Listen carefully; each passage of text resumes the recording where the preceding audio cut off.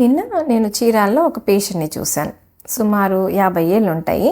ఆయన నా దగ్గరికి ఎందుకు వచ్చారంటే విపరీతమైన తొడ నొప్పి. ఎంత నొప్పి అంటే రాత్రి కూడా సరిగ్గా నిద్రపోలేకపోతున్నాడు. దాంతోపాటు నేను అడిగాను, తొడ ఏమన్నా సన్నబడుతుందా అంటే అవును, తొడ సన్నగా అయిపోతుంది అని చెప్పాడు. బరువు తగ్గుతున్నా అంటే బరువు కూడా తగ్గుతున్నాను అని చెప్పాడు అనమాట.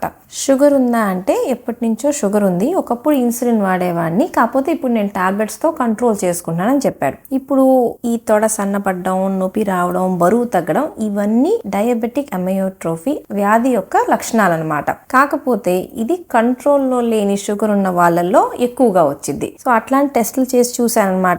చూస్తే షుగర్ అసలు కంట్రోల్లోనే లేదు. సో అప్పుడు అడిగాను, షుగర్ కంట్రోల్లో లేదు కదా, ఇవన్నీ దాని వల్లే వస్తున్నాయి, ఎందుకు కంట్రోల్లో లేదు అని. దానికి ఆయన ఏం చెప్పారంటే, ఒకప్పుడు నేను ఇన్సులిన్ కూడా వాడేవాళ్ళని, డాక్టర్స్ దగ్గరికి వెళ్ళి చూపించుకుంటా ఉండేవాడిని, కాకపోతే ఎంతకీ నేను ఇన్సులిన్ మెడిసిన్స్ కంటిన్యూ చేయమని చెప్తూనే ఉన్నారు.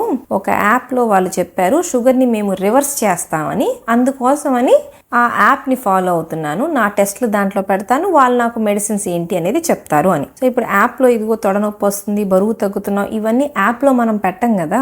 ఎందుకు ఈ పని చేశారు అంటే, ఒకటి షుగర్ని రివర్స్ చేస్తాము అని వాళ్ళు దాంట్లో చెప్పారు కాబట్టి. మనకి వినటానికి బాగుండొచ్చు షుగర్ని రివర్స్ చేస్తాము అంటే, కాకపోతే అందరిలో ఇది సాధ్యపడదు కదా, ప్రతి పేషెంట్ని ఒకలాగా ట్రీట్ చేయలేం కదా.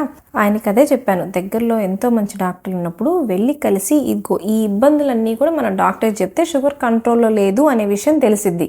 మంచి కంట్రోల్లో పెట్టుకుంటే షుగర్ ఉన్నా కూడా మనకి కాంప్లికేషన్స్ లాంటివి రావు. ఎవరైనా రివర్స్ చేసేస్తాం, ఇది తినండి తగ్గిపోద్ది, అది చేయండి తగ్గిపోయింది, నేను చెప్పింది వినండి మొత్తం తగ్గిపోద్ది, ఇట్లాంటి షార్ట్ కట్స్ కానీ ఈజీగా ఉండే సొల్యూషన్స్ కానీ చెప్పినప్పుడు మనం వెంటనే వాటిని నమ్మేసేయకూడదు.